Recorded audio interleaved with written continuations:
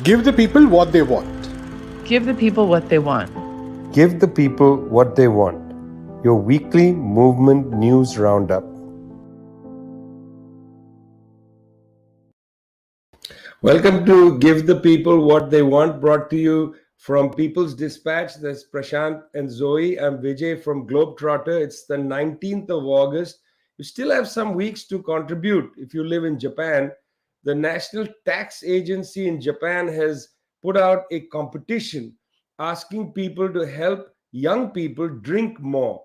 The competition is called Viva Sake, and the Japanese tax authorities are extremely upset that tax revenues are down as a consequence of liquor consumption dropping by 25%. So, well, here we have it, friends.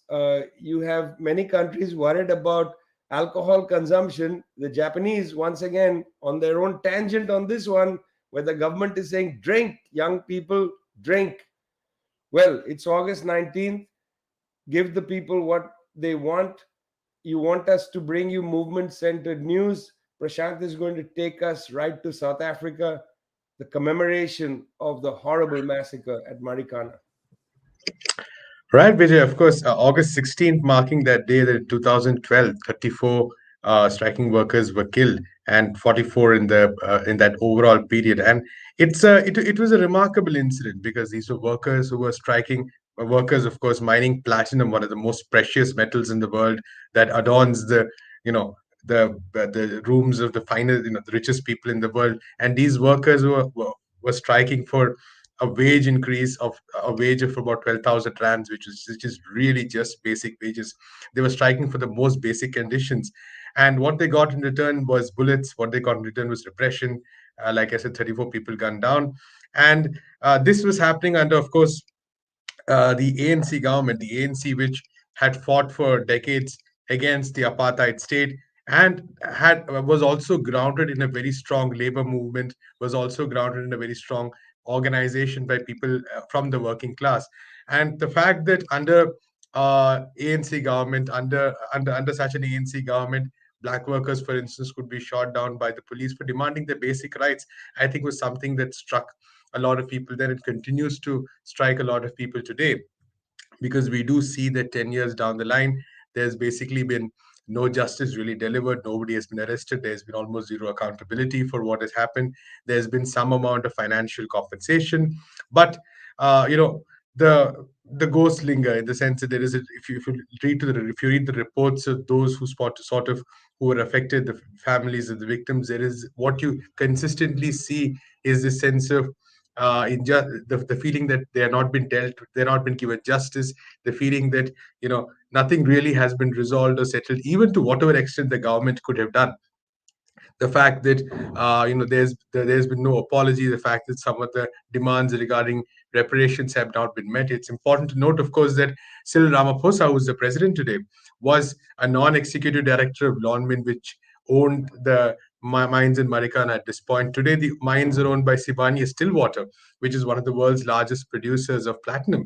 And if you look, for instance, from May 2022, you can see mine workers, just as recently as May 2022, you can see mine workers still protesting, gold mines, platinum mines, still protesting for very, very basic increases in terms of their salaries, which can at least render some amount of relief to them. So 10 years down the line, no justice on the one hand, of course, no doubts about that. But the fact that the state of workers remains so atrocious, and the fact that mining capital and the government are so closely interlinked, these are two facts really that sort of stare at us in the face when we think about South Africa today. And important to note that, of course, this week also marked the 1 year since the assassination of a very young activist from NUMSA, Malibongwe Mdazo, who was assassinated last year while organizing platinum workers at Impala mines. And there's this we have carried this amazing article from one of our friends at NUMSA, from one of our comrades at NUMSA, who's written very poignantly about what that young organizer represented, what that young organizer sought to do in his life was doing when he was gunned down. So these are the stories that characterize South Africa today. The fact that justice is not delivered, the fact that people, even despite all these struggles, people continuing to organize, continuing to fight for what are their basic rights. So Marikana, I think again, even today is no longer, is not just an incident that happened 10 years ago. It's in some senses an open wound. There's no doubt about it. And it's also a reminder of what needs to be done to improve the situation of workers in that country. Well said, Prashant, because for people who don't know this, platinum is essential in the modern economy. It's one of the key metals in catalytic converters. It's there in a lot of electrical equipment, including, I learned this in a previous visit to a dentist. In a lot of dentistry equipment, they rely on platinum. There's these mines in South Africa are very large producers of a very rare metal for the global economy. Rare, not rare for the Israeli military forces to cross into the West Bank and harass people, not rare for the Israeli forces to break into human rights organizations to harass people and so on. We just saw the pummeling of Gaza, the arrests of people in Jenin, the arrests of people in other cities in the West Bank, and now this, Zoe, this. Tanupriya has a piece at People's Dispatch. What does she say? What have we learned is happening in Palestine? Well, yesterday, a lot of people woke up to a flurry of declarations and statements released by different human rights organizations in Palestine that had been raided by the Israeli occupation forces. This raid is kind of a repetition of something that happened just last year in July and then again in October, where the Israeli occupation forces have gone into these offices, confiscated materials, and then actually shut down the offices, putting a metal sheet over the doors so that the workers at these organizations can't even access them. These organizations include the Union of Agricultural Work Committees, the Union of Women's Committees, the Adamir, which is the political prisoner support organization, Defense of Children International. These are organizations that are documenting the systematic crimes that are being committed against the people of Palestine by Israeli forces, by the Israeli state, reports that are telling the world about these crimes, about children being in prison, about children suffering from depression and anxiety because of the occupation. These are crucial organizations. We wouldn't know what we know today about the occupation of Palestine, about the continued assault on all of Palestinian people if it weren't for these organizations. So it doesn't come as a surprise that they, of course, are attacked by Israeli forces, but the manner in which this happens, that they're accused of being terrorist front organizations, that because of these raids and because of these legal cases against them, their funding has been cut. And so, for example, many European countries, part of the European Union, have been sustainers of these organizations precisely because of their work in human rights. They're internationally recognized. These are the organizations that UNICEF turns to. These are the organizations that the United Nations turns to. And they do receive international funding. This international funding was cut in many instances after the raids happened. Israel declared them supporters of terrorism, and thus supporting them could get you into legal problems. We also see this tactic being used by the US with regards to Cuba, as we discussed a couple of weeks back on the show. And so once again, that's on the table. Will these organizations once again lose critical funding? It's a possibility. There's been an outpouring of support, just as there was in the other instances in October and July. Hashtag stands with the six.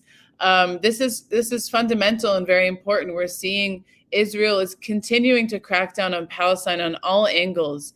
It is not loosening up. There is not a conciliation happening on any way by the Israeli government, and so it's very concerning.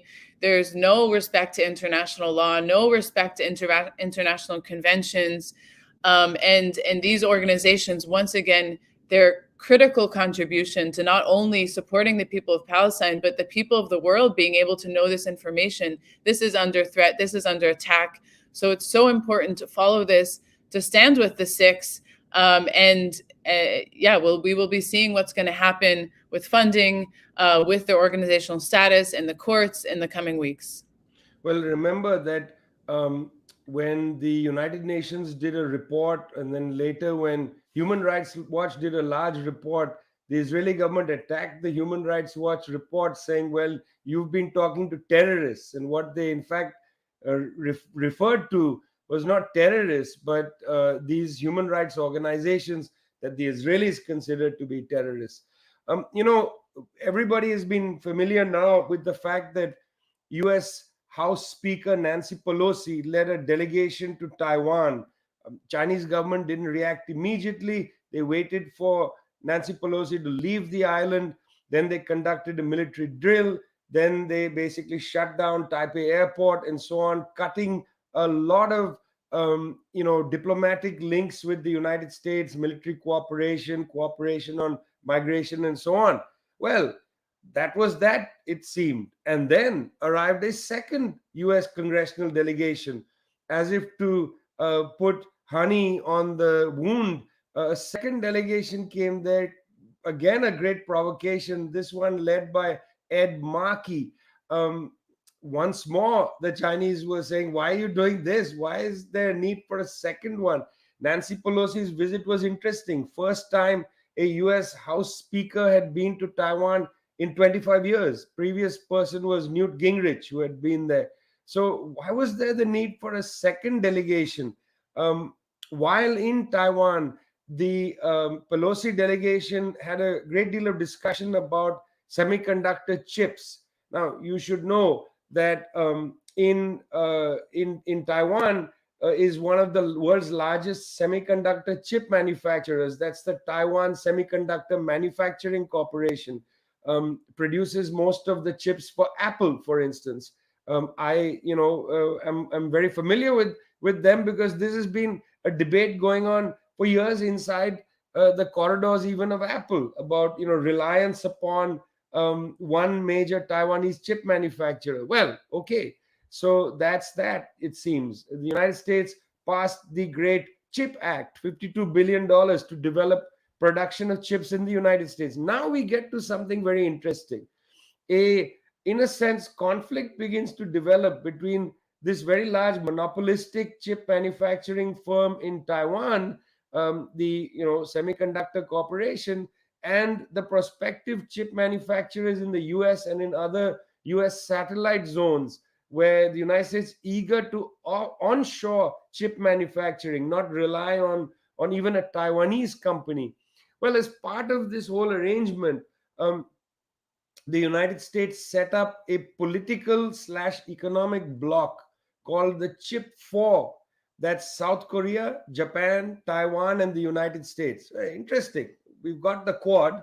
That's India, Australia, Japan, as part of this kind of pressure campaign against China. Now you have the Chip 4, which is about coordinating between these large chip manufacturing countries or countries that are big purchasers of chips, Japan, South Korea, United States, and Taiwan, into this bloc. Look at the confusion. The South Koreans announced that the US, which had led the process of creating Chip 4, was going to hold a meeting of Chip 4. This message came to Taipei, and suddenly the Taiwanese said, what Chip 4? We never heard about a meeting. We didn't know there was a meeting to take place. I'm telling you this story in this way in order to underline something interesting, is that, you see, with the case of Pelosi's visit to Taiwan and then the second congressional delegation, a number of contradictions have come into play. And I'm sorry to say that the Reuters story, the Bloomberg story, they're not actually able to grasp the contradictions. They are reporting this as if it's a straightforward issue. Well, it's not. Because if the United States is going to onshore chip production, or if it's going to closely coordinate with Japan and South Korea and slowly cut off Taiwan, this is going to leave Taiwan, a country of 22 million people who rely on export of high-tech goods and services. It's going to leave Taiwan in a difficult position. So on the one side, you see the United States making extraordinary political promises to Taiwan. And on the other side, it looks like the United States is producing separate sort of channels to manage the need for semiconductor chips. Meanwhile, the Chinese have themselves on the mainland started to develop an entire chip processing facility. Right now, the chips at the Chinese SMIC are not of the highest quality. The Chinese government admits that, but they've been making incredible strides. The SMIC, they plan to build 31 chip factories on mainland China. Taiwan is going to get squeezed by this. And I wonder what message is being learned by the government in Taiwan. On the one side, Pelosi's visit and the aggressive policy of the United States vis-a-vis Taiwan has put pressure on mainland China to create its own autonomous semiconductor chip manufacturing capability. And on the other side of it, the United States seems to be onshoring. Taiwan, a country of 22 million people, might be left in the cold. This is a sobering reminder not to get caught up in some of these terrible, geopolitical, let's say, conflicts where countries like Taiwan or Ukraine and others just don't seem to find a place to win. Actually, a good segue into the next story. But before that, I want to remind you, you're listening to Give the People What They Want, coming to you from People's Dispatch. That's peoplesdispatch.org. Prashant and Zoe, editors there. I'm Vijay from Globetrotter. Don't get caught up in somebody else's power games. Good message, perhaps, for Pedro Castillo and his government in Peru. I remember at People's Dispatch, there was a story recently about the resignation of Peru's Prime Minister Anabel Torres, who is trying to defend the presidency of Pedro Castillo. A lot of confusion about what's happening in Peru. Zoe, tell us what's going on. Well, there's a lot of confusion, and it's a very unfortunate case. One of the recent developments, which just happened this week, is that the current foreign minister, Miguel Rodriguez Macay, he basically broke relationships with the Sahrawi Democratic Republic. Relations had been restored in the beginning of Pedro Castillo's presidency. Interesting to note, within the first week of Gustavo Petro's presidency in Colombia, they also restored relations with the Sahrawi Republic. It's a very important symbolic gesture, political gesture, showing they're recognizing the struggle for self-determination, anti-colonial struggle. And this foreign minister broke relations. This caused a ripple effect. It sort of angered a lot of these leftist sections in Peru that have been struggling to defend the government, that have been struggling to defend it from people who are trying to overthrow it. Interesting to point out that the first foreign minister of Pedro Castillo's government was Héctor Bejar. There's an interview with him at Tricon. He's a longtime leftist internationalist. I dare to think that this would not have happened under his time as foreign minister. However, since the beginning of Pedro Castillo's government, he's been forced to reshuffle the cabinet 4 times. And so now his cabinet is really made up of a lot of centrists, even right-wingers, people who have no political alignment with what originally was his project. And so this has been a constant struggle in Peru. We've seen over the past couple of weeks an intensification of attempts to present the motion for vacancy or impeachment against Pedro Castillo. Members of the New Peru movement who originally were supporting the government, who had a lot of positions in the same cabinet, have taken a position of tacit support, in the sense of there's these coup attempts, and so they're going to support the government, but they're also in opposition. It's a real mess. And it's extremely unfortunate, because this government that was so full of promise and hope has really come up against the gates of these established powers in Peru, these powers that do not want the constitution to change. One of their biggest fears is that Pedro Castillo will, in fact, take forward this popular demand for the rewriting of the constitution. During the year of kind of political chaos and crisis that occurred when there was the destitution of the Pedro Pablo Kuczynski, and then The other interim president was also taken out of office. One of the big demands of the people on the street was against corruption and calling for a new constitution, saying that the institutional framework within Peru was insufficient.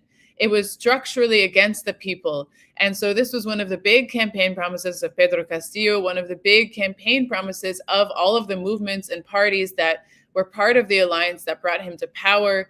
And he has continued to try to advocate for this because he knows he's coming up against the wall with all of these different other attempts to really change the government. But there's a lot of pushback, and there have been a lot of statements by right-wing legislators that in these coming days, they're going to present the impeachment motion. So once again, all of the impeachment motions in the past have failed, but they've also attempted to change the number of votes that you need to decrease the margin. So it's going to be developing in these days, and it's certainly a cautionary tale. And I know that you'll be following it because we really need to have greater clarity about what's happening in Peru, what this means for the rest of Latin America. Prashant, you know that in the UN Security Council, the chairmanship this month of August is with China. Next month in September, it will be with France. Well, I think the French are regretting that they are not holding the chairmanship this month when the government of Mali decided to send a letter to the UN Security Council. Would have been nice if the French was the chair. They could have perhaps torn the letter up and thrown it away. But the Chinese, of course, have acknowledged the receipt of the letter. It's a pretty damning letter coming from the government of Mali. What's going on in Mali? Right, almost a historic moment, actually, Vijay, in some senses, because we talk about cautionary tales. Mali was clearly a cautionary tale for France, and this week again marked the actual moment when French troops finally left Mali after promising to do so in February, after what is probably a 9-year. What, of course, the French would like to term it as technical assistance. They would like to term it as fighting terrorism, etc., etc. But we should probably call a spade and say it was occupation. So, after this 9-year occupation, the French troops finally leave. A moment which has been building for quite some time. And I think in some senses, it shows the real bankruptcy of the policies that the French and their allies, the United States, have sought to impose in Africa in the name of this fighting terrorism, which is now one of the most discredited terms that is around there. And I think the facts on the ground really show, everything that needs to be said. First of all, the fact that it was the assault on Libya, which France and the United States championed, that led to the rise of extremism in this period.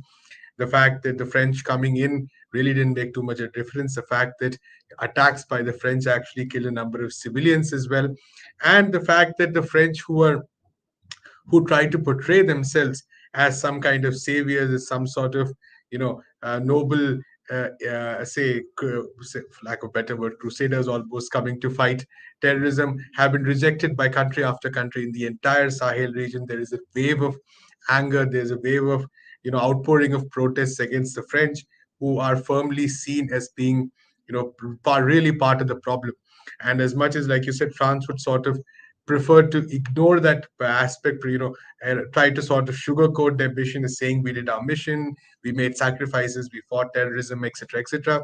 But a look at the socio-economic conditions of Mali, of its neighbors, a look at the social composition, for instance, itself shows that the French really haven't been able to make any change at all.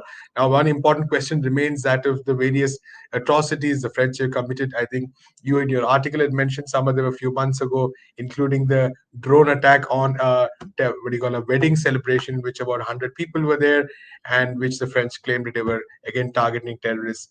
Of course, the question of justice for many of these acts remains. There's no, this thing about what will happen. Just as there is no justice for the attacks in Afghanistan or, for instance, Pakistan, which the United States carried out, where people were just classified as terrorists and then killed. So, unfortunately, France is not completely moving away from the region. 2,500 soldiers still likely to remain in the Sahel region. They moved to Niger. But I think the moment in Mali is really, really a very important one, because it is a pushback which does not necessarily receive the kind of attention it should. It is, the reporting on a lot of the issue around Mali itself has been largely subsumed under the reporting on terrorism, which is such you know which is so simply about the good guys versus the bad guys. Say technical soldiers coming in to assist the fight against Al Qaeda or ISIS or any or them in any other name. But the complexity is often much more. The aspirations of people who of course rejected these organizations, but who also reject the French. Those aspirations are never really captured. So, which is why I think it's in some sense it's a very historic moment for Africa and for the world, for that matter. And can you imagine to say, as the Malian government has said, that France was arming and funding Al Qaeda? I mean, what a statement. I mean, I'm waiting for the debate to break out about that statement, because the Malian government gives no evidence in the letter. Let's see what comes out of it. We've got to watch this closely, whether France will just ignore it or not. Well, shifting gears, and for our last story, here we are, the Mexican government of Andres Manuel Lopez Obrador. We've seen be quite interesting, trying to establish a kind of Latin Americanism at the Summit of the Americas. Andres Manuel Lopez Obrador decided, I'm not coming to Biden's summit because Venezuela, Cuba, Nicaragua are not available. He said, let's shut down the Organization of American States and so on. Well, now Mr. Andres Manuel Lopez Obrador has been talking about nationalizing Mexico's lithium. In the Sonora Desert, the Mexicans have lithium deposits right now. That lithium is actually being contracted out to a Chinese company. But his foreign minister, Marcelo Ebrard, was in Bolivia, where he was there this month to talk about the possibility of collaboration across Latin America to develop lithium resources, not just to export raw lithium, but to create a lithium battery industry and perhaps a domestic or a regional electric car industry. It has to be said that Bolivia already developed a battery sector, also has developed an electric car sector. But Bolivia is stuck because a lot of its plans for investment in the lithium sector are without capital, and it's having a hard time raising capital. So Bolivia has actually returned to private companies, asking them to come in for a collaboration. So about 6 odd private companies have put tenders on the table. Bolivian government looking at it. Actually, at People's Dispatch and for Globetrotter, we did a story about lithium. This is the second in a series from the Atacama Desert, comparing the situation in Chile with the situation in Bolivia. The story actually opens in a way that's quite curious. It's about a sinkhole that developed not in a lithium area, but in a copper area. It has to do with mining. A large sinkhole opened. The government, reacted very quickly, and there is now talk about a moratorium on mining in the Atacama Desert in Chile, largely because the mining is conducted principally by private companies. One large Chilean company owned by the son-in-law of Augusto Pinochet, the former dictator in Chile. These large private companies have been given carte blanche. For instance, very hard to visit the actual mines, very difficult to get even near them. They have carte blanche because they control the water resources. Now, it's important to know that on the 4th of September, Chile is going to have a constitution on the ballot. People are going to either approve it or reject it. That constitution strengthens community control over water resources. This will have an impact on mining. Lithium mining, particularly as done in the Chilean sector, relies on a lot of brine, salt water funneled into these areas of lithium and then evaporation. There's a lot of water involved here, and in a country, especially in a country whose capital, Santiago, is in threat of a permanent drought, this is a serious matter. So the constitution that goes on the block on the 4th of September, water is a big issue. This comes back to lithium. We're interested in looking at this further. We're going to look at, in the next story we're doing for Globetrotter, which you can read later at People's Dispatch, is on the pink flamingos. One of the people who drafted the constitution is a scientist from the Atacama region who has studied the pink flamingos. It's not a mythic bird, it's a real animal. I've seen them there, and they are under threat because of the contamination of water and so on. Come back to that. Principally, the issue is on the table again for countries like Mexico, Bolivia, and so on. Can you better utilize your national resources? What is known as resource nationalism. An interesting debate. Please go read that article at the People's Dispatch site.